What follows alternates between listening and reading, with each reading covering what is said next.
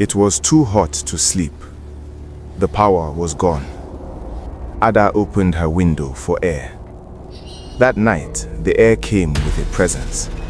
At 2:03 a.m., the air stopped moving. Some things don't force their way in. They wait to be invited. Because whatever entered didn't need a door. You are watching Folktales by Chisom, where every story carries a warning. Listen carefully and never ignore the signs. No one sleeps peacefully when the air suddenly feels wrong. That was the first thing Ada noticed on her first night in the room. It wasn't the darkness, she was used to that. It wasn't the silence either. Abia nights were never truly quiet. Distant generators, dogs barking, sometimes laughter drifting from a nearby compound. This night was different. The air had stopped moving. Ada lay on her thin mattress, sweat slowly crawling down her neck, her chest rising and falling too fast. The small room felt tighter than it had in the evening, as if the walls had moved closer when she wasn't looking. She turned her head toward the window. Wide open, the curtain lifted gently, then fell. Lifted again, like something breathing behind it. Heat, she whispered to herself. Power had gone out hours earlier. The fan was useless. Closing the window wasn't an option, not tonight. Ada had moved into the room that afternoon, dragging her box and nylon bags through the narrow compound in Umuahia, grateful she had finally found a place she could afford after losing her job in Abia. The landlady hadn't asked many questions. That should have been her first warning. At exactly 2:03 a.m., Ada woke up suddenly. Not from a sound, not from a dream, from the feeling that she was not alone. Her eyes opened slowly, her heart already racing. The room looked the same, the small table, her bag by the wall, the window still open. Then she noticed something strange. The curtain was no longer moving, yet she could feel air on her skin. Cold air. Ada swallowed hard. She tried to turn her body, but her muscles felt heavy, slow, like they belonged to someone else. Her eyes shifted toward the window, inch by inch. That was when she saw it. A shadow. Not inside the room, outside. It was pressed close to the window, tall and narrow, its shape slightly bent like it didn't fit properly into its own body. It wasn't climbing, it wasn't moving. It was standing still, watching. Ada wanted to scream, but her mouth refused to open. Her heartbeat filled her ears, loud enough to drown every other sound. The shadow leaned closer, just enough for her to notice something worse. It had a head, and the head was tilted, as if it was curious. The curtain lifted slowly, brushing the shadow, and for a brief second, Ada smelled something that made her stomach twist. Damp earth, rust, old rain. Then the power came back suddenly. Light flooded the room. Ada gasped and sat up, her scream finally escaping her throat. The window was empty, nothing there. She rushed to the window and slammed it shut, her hands shaking so badly she almost dropped the latch. She stood there for a long time, breathing hard, staring into the darkness outside. Nothing stared back. By morning, Ada convinced herself it had been stress. New environment, heat, fear. People don't stand outside windows at night, she told herself. But when she examined the window frame closely, her stomach dropped. There were fresh scratch marks on the inside. Ada did not sleep again the next night. She lay on her mattress until morning, eyes wide open, listening to every sound. The ticking of her cheap wristwatch, the distant hum of generators, the soft cough of someone in another room. The window stayed tightly shut. Still, the air in the room felt wrong. It was heavy, thick, as if something invisible was pressing down on her chest. Each time she closed her eyes, she felt the same sensation, the quiet certainty that someone was standing close, waiting for her to relax. When morning finally came, Ada looked like someone who had been ill for weeks. Her eyes were red. Her head throbbed. Her body felt weak. As she stepped into the compound to fetch water, she noticed something else. People were watching her. Not openly, not boldly, just quick looks, lingering glances, faces that turned away too fast. The woman in the next room, a thin, middle-aged woman named Blessing, stared at Ada's window before looking at her face. "You closed it," Blessing said suddenly. Ada frowned. "Closed what?" "The window," the woman replied, her voice low. "You didn't close it last night." Ada felt a chill crawl up her spine. "How do you know?" Blessing didn't answer. She only shook her head and walked away. That afternoon, Ada tried to rest. Sleep came in short, broken pieces.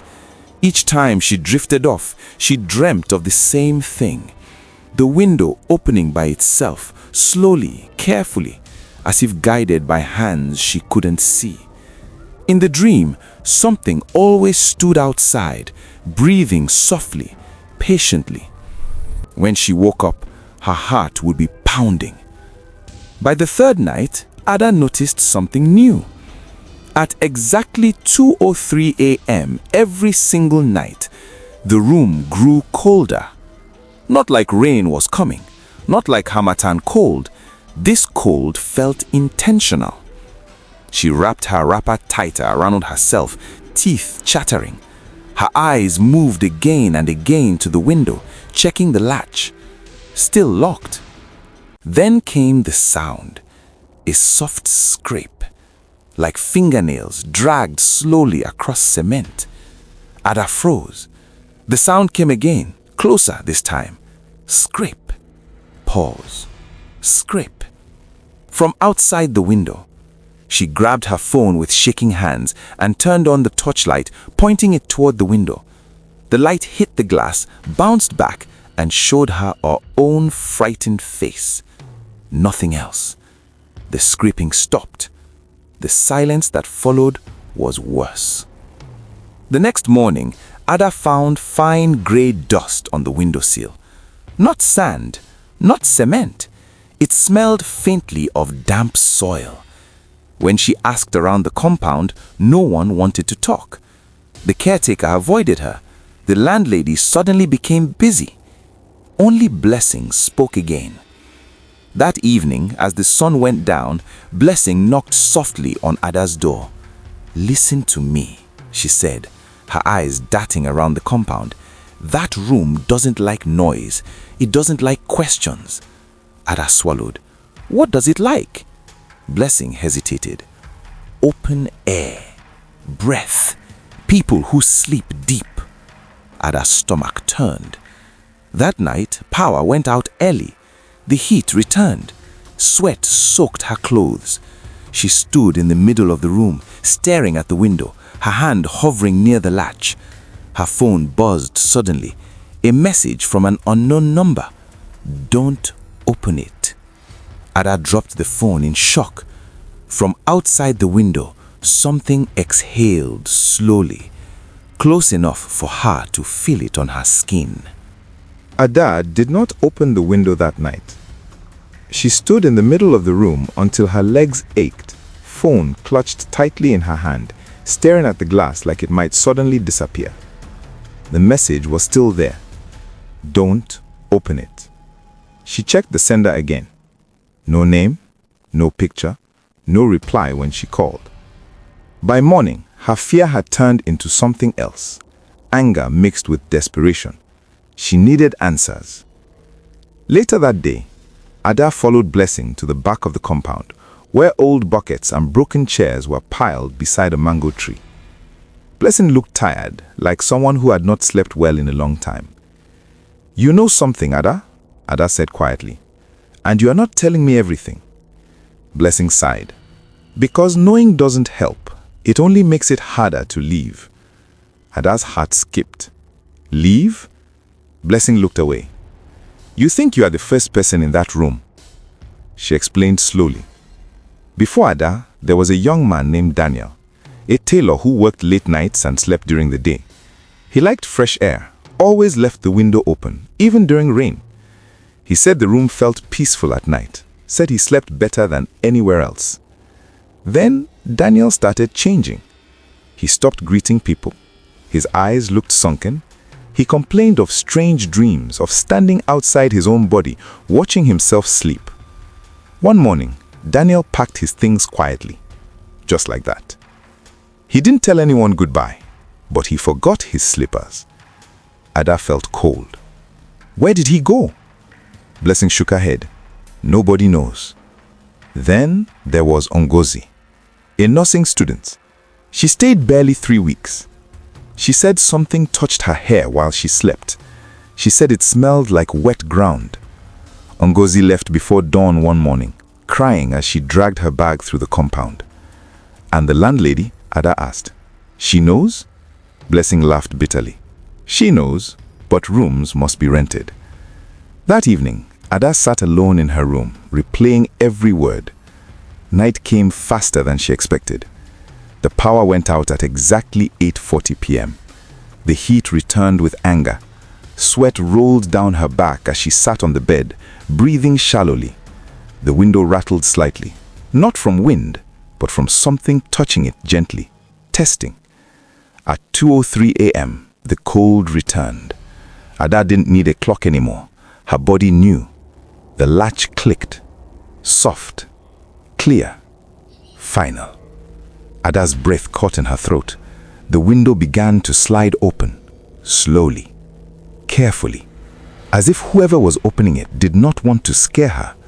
She jumped up and slammed it shut, heart pounding, back pressed against the wall. Her chest burned as she gasped for air. From outside, a voice whispered, not loud, not angry, almost kind. "You always breathe better when it's open." Ada covered her ears and slid down to the floor, sobbing silently. By morning, the window was closed, but on the floor beneath it were bare footprints, facing inward. By the 4th day, Ada no longer trusted the morning. Daylight used to mean safety, noise, movement, people. Now it meant exhaustion. She woke up each morning feeling as if she had walked all night, her bones aching, her head heavy, her mouth dry no matter how much water she drank. Her eyes looked dull in the mirror, like the light behind them was slowly going out. Worst of all, she was starting to forget things. She forgot where she kept her phone. She forgot the words to simple prayers she had known since childhood. Once, she forgot how long she had been standing in the bathroom until her legs began to shake. At the market in Umuahia, women selling vegetables stared at her like they were seeing something wrong. "You look sick," one of them said. Ada forced a smile. "Just stress." But stress does not leave dark marks under your eyes that deepen every day. That afternoon, Ada returned to the compound early. She needed rest, real rest, just one deep sleep, she told herself. The room was quiet, too quiet. She lay on the bed and closed her eyes for what she promised herself would be only a few minutes. When she opened them again, the room was dark. Night had fallen. Ada sat up in panic, her heart racing. She checked her phone. No missed calls, no messages, no memory of sleeping. The heat was unbearable. Sweat soaked her clothes. The walls felt like they were breathing slowly in and out. She looked at the window. Closed. Locked. Good. Then she heard it. Breathing. Not outside. Inside the room. Slow. Deep. Satisfied. Ada's body went cold. She turned her head slowly toward the corner near the window. The shadow was there again. Closer now. It was no longer pressed against the glass. It was inside, standing just where the wall met the floor, its shape darker than the darkness around it. She could not see its face, but she felt its attention. It leaned forward slightly, and Ada felt her chest tighten, as if something was pulling the air from her lungs. "You are tired," the voice said softly. "You forget to open it." Ada shook her head violently. "Leave me alone." The shadow did not move. "You opened it yesterday." Ada froze. Yesterday. Her mind raced, searching her memory. There was a gap, a long empty space where hours should have been. Her eyes dropped slowly to the window latch. It was unlocked. Her stomach twisted. I only needed air, the voice continued, gentle, almost caring. Just once. Ada screamed and rushed forward, locking the window with all her strength. Her hands shook as she slid down to the floor, gasping, tears streaming down her face. The shadow faded, but the room felt pleased. The next morning, Blessing knocked on her door. You opened it, Blessing said flatly. Ada looked up, eyes hollow. I don't remember. Blessing's face tightened. That's how it starts. Ada made her decision that day. She would leave. No argument, no delay. But when night came, as she packed her things, the power went out again. And from behind her, the window latch clicked, slowly, patiently, by itself. Ada packed in silence. She did not turn on the light. She did not play music. She did not pray out loud. She had learned that the room listened. Every sound felt louder than it should. The soft zip of her bag made her flinch. The rustle of clothes sounded like footsteps. Even her breathing felt dangerous. The window was open, wide. Ada avoided looking at it, but she could feel it. The cold air rolling into the room, heavy with that same smell of damp earth and rust. It wrapped around her legs like invisible fingers. You are leaving, the voice said calmly. Ada froze. She slowly turned her head. The shadow stood near the window again, taller than before, clearer now. Its outline was sharper, as if it had learned how to shape itself properly. It did not rush her. It did not threaten. It waited. Yes, Ada said, her voice shaking. I am leaving. The shadow tilted its head. You always say that. Ada felt anger rise in her chest, cutting through the fear. I am not the others, she said. I will go. The shadow moved closer. The air grew colder. You already belong to the room, it whispered. You breathe with it. You sleep with it. You opened the window. Ada grabbed her bag and rushed for the door. The door would not open. She pulled harder. Nothing. Her heart slammed against her rib that panic took over. She banged on the door, screaming for help, but the compound was silent, too silent. The shadow laughed softly. Night keeps what it touches. Ada dropped her bag and ran to the window, slamming it shut with all her strength. The shadow hissed, a sound like air escaping from a deep hole, and retreated slightly. The door handle turned.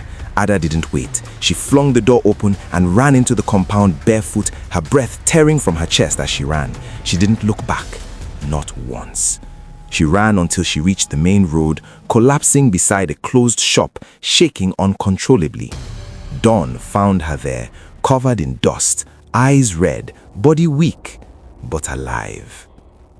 By morning, Ada had packed the rest of her things with help from a friend. She did not enter the room again. She paid no attention to the landlady's questions. She left. The room was empty by noon, but that night, the window was still open. A week later, a new tenant arrived, young, tired, complaining about the heat. The power went out. The window opened, and somewhere in the dark, something breathed in deeply. Home again. Ada did not speak about the room for a long time. She moved in with a friend on the other side of Umuahia, far from narrow compounds and shared walls. The new place had metal windows, tight locks, and light that stayed on through the night.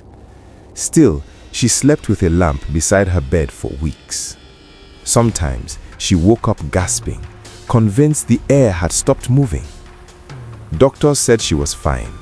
Her body would recover, they said. Stress, fear, lack of sleep.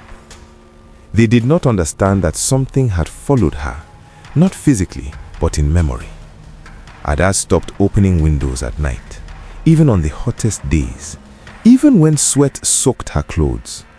She learned to endure heat rather than risk silence. Months later, while passing through her old area one afternoon, she slowed her steps without meaning to. The compound was still there. Same walls, same rusted gate. The room had new curtains. Someone was living there again. That night, Ada dreamed. She stood outside the window, barefoot on cold concrete, staring into the room. Inside, a young woman lay sleeping, chest rising and falling slowly. Ada tried to shout, tried to warn her. No sound came out. Behind her, something breathed, slow and pleased. Ada woke up crying. The next morning, news spread quietly through the area. A tenant had moved out suddenly during the night. No notice, no explanation. People shook their heads and moved on. Rooms must be rented. Life continued. But sometimes, late at night, when the power goes out and the heat becomes unbearable, people in that compound still hear something strange. A soft scraping sound, a careful breath, a window opening slowly without hands. And somewhere in the darkness, something waits.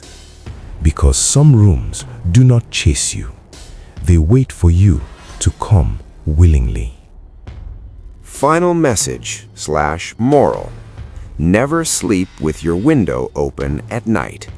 Not because of thieves, not because of rain, but because not everything that enters needs a body, and not every invitation is spoken out loud.